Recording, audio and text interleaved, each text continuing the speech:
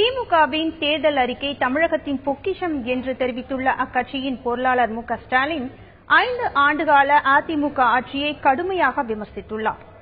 திண்டுக்கல் மாவட்டம் வத்தலகுண்டில் திமுக மற்றும் கூட்டணி கட்சி வேட்பாளர்களை ஆதரித்து மு க ஸ்டாலின் பிரச்சாரம் செய்தார்.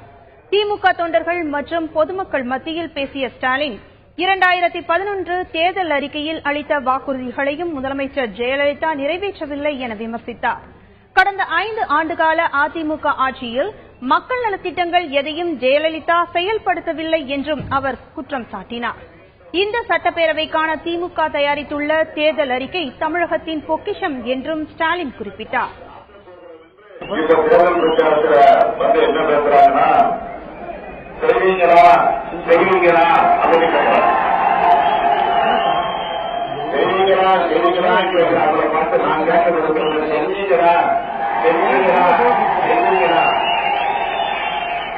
எதையும் செய்யல.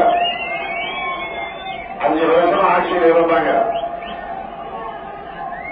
2011 தேர்தல் நேரத்தில் இந்த உறுதிமொழிகள் ஒன்றாவது காப்பாற்றப்பட்டிருக்கா, ஒன்றாவது நிறைவேற்றப்பட்டிருக்கா?